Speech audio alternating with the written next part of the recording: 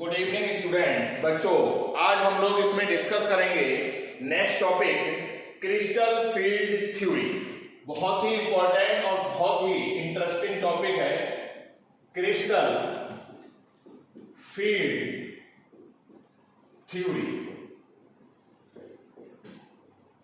पहले ये theory apply करी गई थी आयनिक क्रिस्टल्स के लिए, अब ये यूज होती है कोऑर्डिनेशन कंपाउंड्स की बॉन्डिंग को एक्सप्लेन करने के लिए।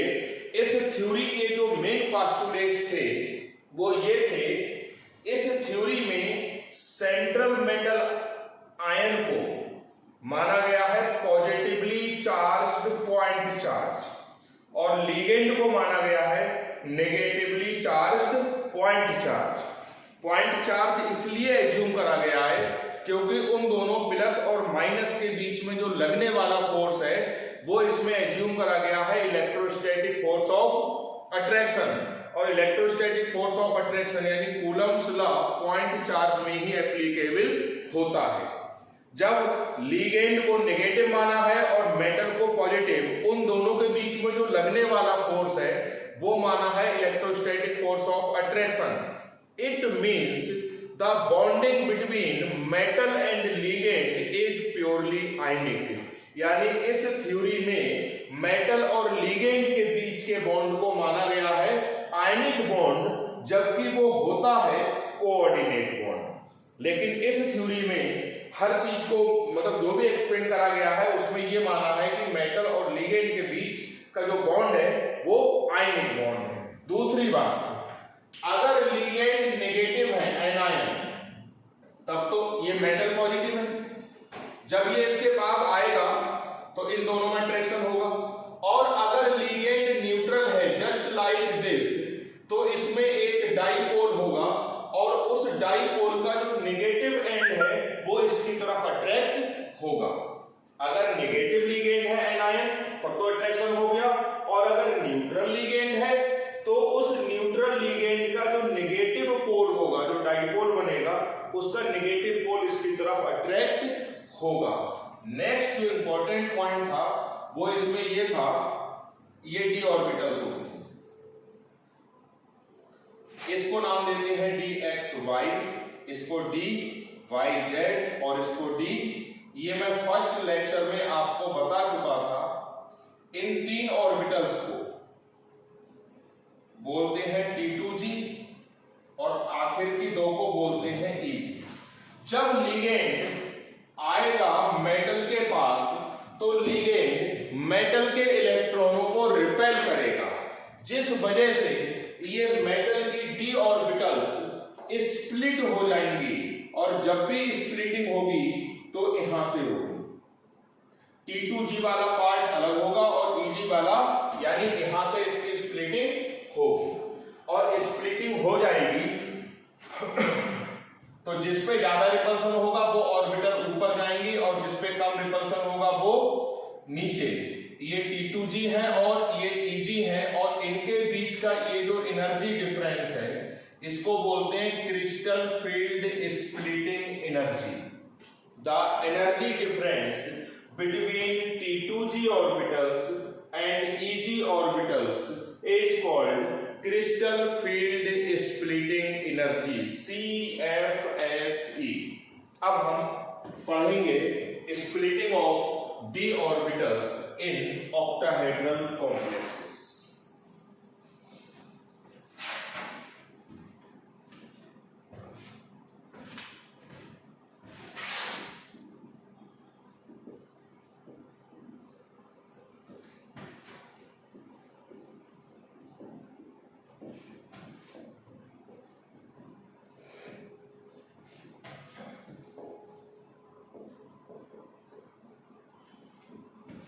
बहुत इंपॉर्टेंट है, कैसे जब लिगेंड मेटल के पास आएगा तो मेटल की जो डी ऑर्बिटल है वो कैसे स्प्लिट होंगी in case of octahedral complexes. मैं बच्चों एक ऑक्टाहेड्रल बना रहा हूं यहां पर। ये मेटल है, एक इसकी ये डी ऑर्बिटल है, ये एक्स एक्सिस एज्यूम कर लो और ये वाई एक्सिस।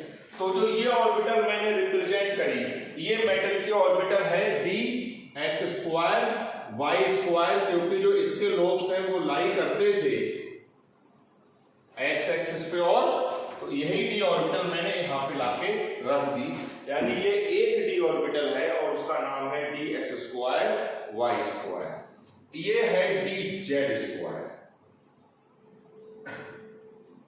ये है डी जेड स्क्वायर, जिसके दोनों लोग इसी के ऊपर लाई करते हैं। पहला भी यही, दूसरा भी यही होगा। इसको ऐसे करते हैं डी जेड स्क्वायर और ये थी डी एक्स स्क्वायर, यानी ये ऑर्बिटल्स थी इजी ऑर्बिटल्स। अब लिगेंड आएंगे यहां पर। लिगेंड की पोजीशन तो यही है बच्चों। ये जो मैंने ऑर्बिटल्स रिप्रेजेंट करी हैं, ये एक्सियल ऑर्बिटल्स हैं, यानी it is the easy set of D orbitals. जो एक्स और वाई एक्सिस के बीच में ऑर्बिटल होगी, ये वाली, इस ऑर्बिटल को बोलेंगे डी एक्स वाई। जो वाई और जेड के बीच में होगी उसको बोलेंगे डी वाई जेड। जो जेड और एक्स के बीच में होगी उसको बोलेंगे डी जेड एक्स। ये जेड ऑर्बिटल है, एक्सिस है, ये एक्स है, तो जो ऑर्बिटल यहां होगी उसका नाम होगा डी एक्स जेड, जो यहां होगी वो होगा वाई जेड, और ये है डी एक्स वाई। अब सोचो जरा बच्चों, ये डी में इलेक्ट्रॉन्स हैं।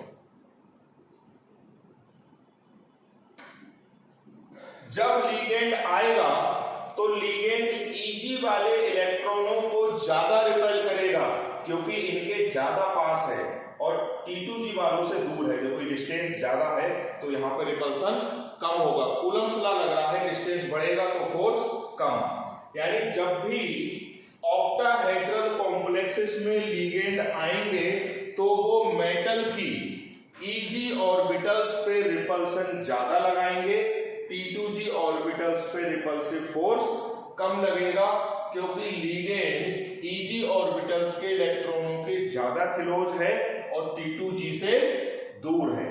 ये वाली बात इस डायग्राम से क्लियर हो रही है कि अगर ऑक्टाहेड्रल कॉम्प्लेक्सेस में लिगेंड आएगा तो इजी ऑर्बिटल्स के इलेक्ट्रॉनों को कम रिपेल करेगा, T2G वालों इजी वालों को ज्यादा करेगा, सॉरी, और T2G वाले इलेक्ट्रॉनों को कम रिपेल करेगा, क्योंकि T2G से उसका डिस्टेंस ज्यादा है तो कूलम्स फोर्स कम होगा।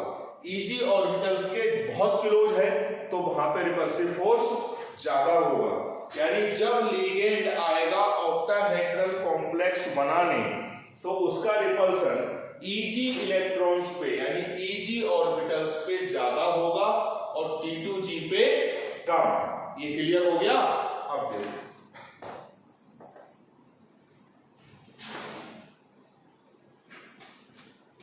ये है डी ऑर्बिटल्स, यहां पे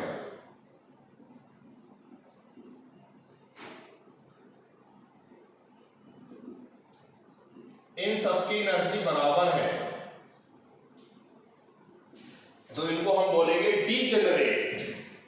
क्रिस्टल फील्ड थ्योरी यानी क्रिस्टल फील्ड इफेक्ट क्या है? जब लिगेंड पास में आएगा तो इजी वालों को रिपेल ज्यादा करेगा, तो इजी वाली ऑर्बिटल्स की एनर्जी बढ़ गई। E G set of higher energy, T2G की एनर्जी कम हो जाएगी क्योंकि यहां रिपल्सन कम होगा। T2G set of lower energy, ठीक। ये है strong field ligand, strong field ligand.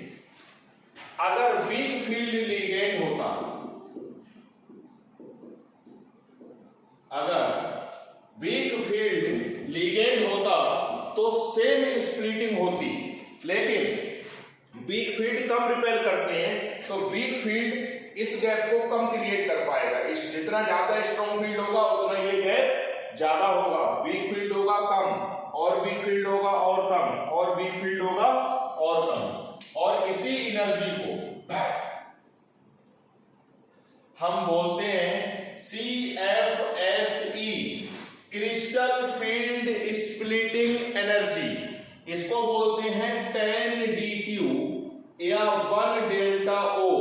dQ एक एनर्जी का यूनिट है। 10dQ या 1 delta O, O for octahedral. Weak field में आओ,